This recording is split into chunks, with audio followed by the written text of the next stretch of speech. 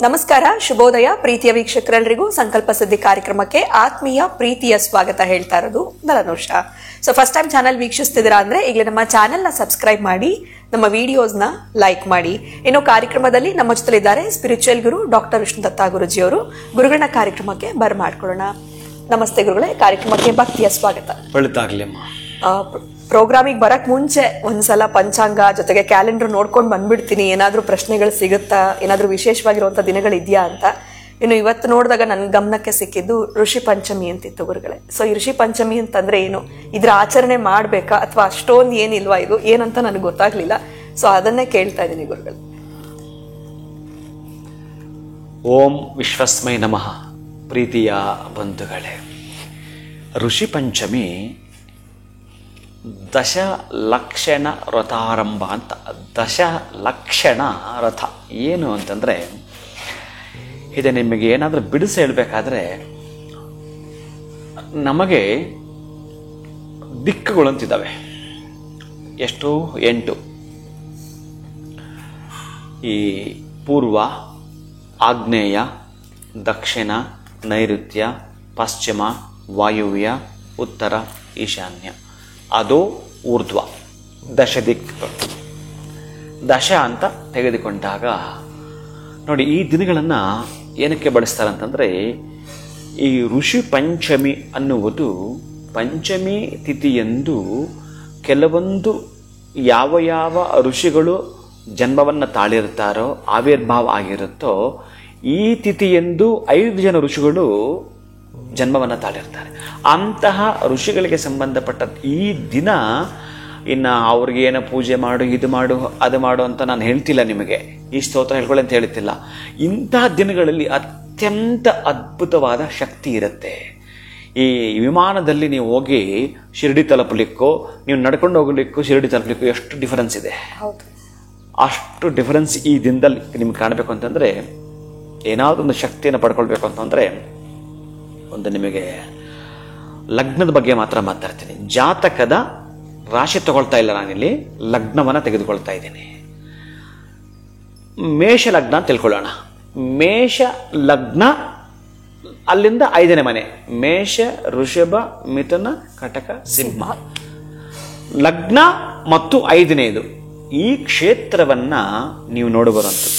ಈ ವಿಶೇಷ ದಿನಗಳ ಆಯ್ಕೆ ಮಾಡಿಕೊಂಡು ನಾವೇನಾದರೂ ಹೋಗಿ ಬರ್ತೀವಂತಂದರೆ, ನೀವು ಯಾವ ತಾಪತ್ರ ಸಿಲುಕೊಂಡು ಒದ್ದಾಟ ಮಾಡ್ತಿದ್ರೋ ಒಟ್ಟಾರೆ ಆ ತಾಪತ್ರದಿಂದ ಹೊರಗೆ ಬರಲಿಕ್ಕೆ ಪರಮ ರಹಸ್ಯವಾಗಿರುವಂಥದ್ದು ಈ ದಿನ. ಹಾಗಾಗಿ ನಿಮ್ಮ ಲಗ್ನ ಯಾವುದಿರುತ್ತೋ ಅದು ನೆನಪು ಮಾಡಿಕೊಳ್ಳಿ. ಲಗ್ನದಿಂದ 5ನೇ ಮನೆ ಕಂಪ್ಲೀಟ್ ಮಾಡ್ತೇನೆ. ಮೇಷ ಲಗ್ನದವರು ಸುಬ್ರಹ್ಮಣ್ಯ ಸ್ವಾಮಿಯ ಕ್ಷೇತ್ರವನ್ನು, ಆ ಲಗ್ನಾಧಿಪತಿ ಯಾರು, ಆ ಸುಬ್ರಹ್ಮಣ್ಯ ಸ್ವಾಮಿ ದರ್ಶನವನ್ನು. 5ನೇದು ಸಿಂಹ ಬಂದಿದೆ. ಸಿಂಹ ಬಂದಾಗ ರವಿ ಅಂತಂದರೆ ಸೂರ್ಯನಾರಾಯಣ ಸ್ವಾಮಿಯ ದೇವಸ್ಥಾನ ಮತ್ತು ನೀವು ಸುಬ್ರಹ್ಮಣ್ಯ ಸ್ವಾಮಿ ದೇವಸ್ಥಾನ, ಈ 2 ದೇವಸ್ಥಾನವನ್ನು ಒಂದೇ ದಿನದಲ್ಲಿ ದರ್ಶನ ಮಾಡಿಕೊಂಡರೆ ಇನ್ನು ನಾನು ಹೇಳೋದೇ ಬೇಡ, ಅಷ್ಟು ಚಮತ್ಕಾರ ನಡೆದು ಹೋಗ್ತವೆ. ನಿಮಗೆ 10 ಬರಬೇಕಾಗಿರ್ತಕ್ಕಂಥದ್ದು ಅದೃಷ್ಟಗಳು ನಿಮ್ಮ ಹಿಂದೆ ಬರ್ತವೆ. ನಿಮ್ಮನ್ನು ಯಾವುದೋ ಬೆಂಬಿಡದೆ ಕಾಡ್ತಾ ಇತ್ತಲ್ಲ, ಅವೆಲ್ಲವೂ ನಿವಾರಣೆ ಆಗಲಿಕ್ಕೆ ನಿಮ್ಮ ಹಿಂದೆ ಬೆಂಬಿಡದೆ ಅದೃಷ್ಟಗಳು ಬರುತ್ತವೆ. ದಶಲಕ್ಷಣ ಅಂತ ಕರೀತಾರೆ ಅದಕ್ಕೆ. ಅಂತಹದ್ದು ಬರಬೇಕಾದ್ರೆ ಈ ಪಂಚಮರನ ಆರಾಧನೆ ಮಾಡಿದ್ರೆ ದಶಮ ನಮಗೆ ಪ್ರವೇಶವಾಗ್ತಕ್ಕಂಥದ್ದು. ಅಂತಹ ಶಕ್ತಿ ಇರುವಂಥ ಈ ದಿನದಲ್ಲಿ ಚೆನ್ನಾಗಿ ಬರೆದಿಟ್ಕೊಳ್ಳಿ. ನೀವು ಶ್ರೀಮಂತರೇ ಆಗಬೇಕು. ಅದು ಆರೋಗ್ಯದಲ್ಲಿ ಶ್ರೀಮಂತರೋ, ಹಣದಲ್ಲಿ ಶ್ರೀಮಂತರೋ, ಆಭರಣದಲ್ಲಿ ಶ್ರೀಮಂತರೋ, ಪ್ರೀತಿ ವಾಸದಲ್ಲಿ ಶ್ರೀಮಂತರೋ, ಯಾವ ಶ್ರೀಮಂತಿಕೆಯನ್ನು ನೀವು ಬಯಸ್ತೀರೋ ಆ ದಿನಗಳಿಗೆ ವೆಲ್ಕಮ್ ಹೇಳಲಿಕ್ಕೆ ಇರತಕ್ಕಂಥದ್ದು. ಮೇಷ ಲಗ್ನದವರೆಗೆ ಲಗ್ನ ಮತ್ತು 5ನೇ ಮನೆ ಆ ಕ್ಷೇತ್ರಗಳಿಗೆ ಹೋಗಿ ಬರುವಂಥದ್ದು. ಇಲ್ಲೇ ನೀವು ಹತ್ರದಲ್ಲಾಗಿದ್ದರೂ ದೇವಸ್ಥಾನ ಪರವಾಗಿಲ್ಲ, ಅಥವಾ ನೀವೇನಾದರೂ ಹೋಗ್ತೇನೆ ಅಂತಂದರೆ ಕೋನಾರ್ಕ್ ಸೂರ್ಯನಾರಾಯಣ ಟೆಂಪಲ್ ಅಂಡ್ ನೀವು ಆ ಸುಬ್ರಹ್ಮಣ್ಯ ಸ್ವಾಮಿಯ ಕ್ಷೇತ್ರ ಆಗಿರ್ತಕ್ಕ ತಿರುಚೆಂದೂರು ಇದೆ, ಪಳನಿ ಇದೆ, ಈ ರೀತಿ ಕ್ಷೇತ್ರಗಳನ್ನು ಆಯ್ಕೆ ಮಾಡ್ಕೊಂಡು ಹೋಗಿ ಬರ್ತೀನಿ ಅಂತಂದರೆ ಬರೆದಿಟ್ಕೊಡಿ. ನಿಮ್ಮ ಜನ್ಮದಲ್ಲಿ ಇಲ್ಲಿ ತನಕ ಏನು ಪಡ್ಕೊಂಡಿಲ್ವೋ ಅಷ್ಟು ಪಡ್ಕೊಳ್ತೀರಿ ಇಂತಹ ದಿನಗಳು ಆಯ್ಕೆ ಮಾಡಿಕೊಂಡಾಗ. ಬೇರೆ ದಿನಗಳು ಹೋಗಿ ತೊಂದರೆ ಇಲ್ಲ. ಇನ್ನು ನಾನು ಬೇರೆ ಲಗ್ನದವ್ರಿಗೂ ತಿಳಿಸ್ತಾ ಬರ್ತೇನೆ. ಆದರೆ ಈ ಲಗ್ನದವರು ಪೂಜಿಸ್ತಕ್ಕಂತಹ 2 ದೇವರುಗಳು ಅಂತಂದ್ರೆ ವಲ್ಲಿ ದೇವಸೇನಾ ಸಮೇತ ಸುಬ್ರಹ್ಮಣ್ಯಾಯ ನಮಃ ಬರೆದಿಟ್ಕೊಳ್ಳಿ. 5ನೇದು, ಆ 5ನೇದೇ ನಿಮಗೊಂದು ರೀತಿಯ ನೀವು ಅಂದುಕೊಂಡಿರೋ ಅದೃಷ್ಟ ದೇವರು ಅದೇ, ನಿಮ್ಮ ಮನೆ ದೇವರು ಅದೇ, ಬರೆದಿಟ್ಕೊಳ್ಳಿ. ಅಷ್ಟು ಚೆನ್ನಾಗಿ ಕೆಲಸ ಮಾಡಿಕೊಡುತ್ತೆ. ಛಾಯಾ ಸಂಜ್ಞಾ ಸಮೇತ ಶ್ರೀ ಸೂರ್ಯನಾರಾಯಣಾಯ ನಮಃ. ಕೊನೆ ಪಕ್ಷ ಹೋಗ್ಲಿಕ್ಕೆ ಆಗ್ತಾ ಇಲ್ಲ ಗುರುಗಳ ಅಂತಂದರೆ ಈ 2 ಮಂತ್ರವನ್ನು ಪಠಿಸ್ಲಿಕ್ಕಾದರೂ ಪ್ರಾರಂಭಿಸಿ. ನಿಮಗಿಷ್ಟು ಸುಲಭ ನಾನು ಮಾಡಿಕೊಡ್ಬೇಕು ಅಂತಂದರೆ ಚೆನ್ನಾಗಿ ನೀವು ಕೇಳಿಸ್ಕೊಂಡು ಈ ಮಂತ್ರಗಳನ್ನು ಓಂ ಶ್ರೀ ವಲ್ಲಿ ದೇವಸೇನಾ ಸಮೇತ ಶ್ರೀ ಸುಬ್ರಹ್ಮಣ್ಯಾಯ ನಮಃ, ಓಂ ಶ್ರೀ ಛಾಯಾ ಸಂಜ್ಞಾ ಸಮೇತ ಶ್ರೀ ಸೂರ್ಯನಾರಾಯಣಾಯ ನಮಃ. ಎಷ್ಟು ಸಲ ಹೇಳಬೇಕು ಗುರುಗಳೇ ಅಂತ ಕೂಡ ಕಾಮೆಂಟ್ ಹಾಕ್ತೀರಿ ನೀವು. ಅದಕ್ಕಾಗಿ ಇದನ್ನು ನೀವು 24 ಸಲ ಹೇಳ್ತೀರೋ, 108 ಸಲ ಹೇಳ್ತೀರೋ, 1000 ಸಲವಾದರೂ ಹೇಳಿ, ನಿಮಗೆ ಆ ಇಬ್ಬರ ಕೃಪೆಯೂ ಕೂಡ ಆಗುತ್ತದೆ. ಪ್ರೀತಿಯ ಬಂಧುಗಳೇ, ಇನ್ನೇನು ಹೇಳ್ತಾ ಇಲ್ಲ. ಖಂಡಿತ ಗುರುಗಳೇ, ಆ ಪ್ರಶ್ನೆ ಅಂತೂ ಬಂದೇ ಬರುತ್ತೆ.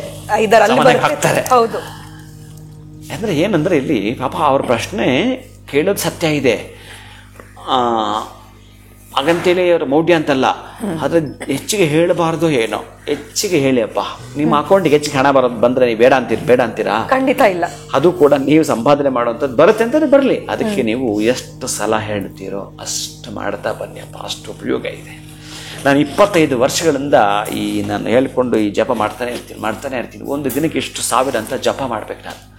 ಇವತ್ತು ಸ್ವಲ್ಪ ಮಾಡಲಿಲ್ಲ ಅಂದರೆ ಅದು ನಾಳೆ ಜಾಸ್ತಿ ಆಗುತ್ತೆ, ಅದ್ರ ಜೊತೆಗೆ ಆ್ಯಡ್ ಆಗಿಬಿಡುತ್ತೆ. ಹಾಗೆ ನಾನು ಬಳಲುವವ. ಅದಕ್ಕಾಗಿ ನಿಮಗೊಂದು ಶಕ್ತಿ ಬರಬೇಕು ಅಂತಂದರೆ ಅದ್ರ ಬಗ್ಗೆ ತಿಳಿಸ್ಕೊಡ್ತೇನೆ ಮುಂದಕ್ಕೆ. ಸದ್ಯಕ್ಕೆ ಇಷ್ಟು ತಿಳ್ಕೊಂಡ್ರೆ ಸಾಕ್ತವೆ. ಖಂಡಿತ ಗುರುಗಳೇ, ನೀವು ಉದಾಹರಣೆ ಕೊಟ್ಟು ಹೇಳಿದ್ದಕ್ಕೆ ಬಹುಶಃ ನಮಗೆ ಬೇಗ ಅರ್ಥ ಆಗತ್ತೆ ಅಂತಾನೆ ಹೇಳ್ಬೋದು. ಈಗ ಅಕೌಂಟ್ಗೆ ಹೆಚ್ಚು ಹಣ ಬಂದ್ರೆ ಖಂಡಿತವಾಗ್ಲೂ ಯಾರು ಬೇಡ ಅಂತನಲ್ಲ. ಅದೇ ರೀತಿ ನಾವು ಹೆಚ್ಚು ಜಪ ಮಾಡಿದಷ್ಟು ಅಥವಾ ಹೆಚ್ಚು ಬಾರಿ ನಾವು ಮಂತ್ರದ ಪಠನೆ ಮಾಡಿದಷ್ಟು ನಮಗೆ ಲಾಭ ಅನ್ನೋದ್ರ ಬಗ್ಗೆ ನೀವು ತಿಳಿಸ್ಕೊಟ್ಟಿದ್ದೀರಾ. ಸೊ ಇನ್ಯಾರು ಹಿಂದೆ ಮುಂದೆ ಯೋಚನೆ ಮಾಡಲ್ಲ, ಬಹುಶಃ ಬಿಡುವಿದ್ದಾಗೆಲ್ಲ ಪಠನೆ ಮಾಡೋದಕ್ಕೆ ಪ್ರಾರಂಭ ಮಾಡ್ತಾರೆ ಅಂತ ಹೇಳ್ಬೋದು.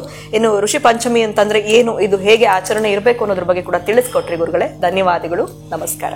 ಹರೇ ಶ್ರೀನಿವಾಸ. ಇನ್ನು ಇವತ್ತಿನ ವಿಡಿಯೋನ ಮುಗಿಸುವಂತಹ ಸಮಯ ಆಗಿದೆ. ನಮಸ್ಕಾರ.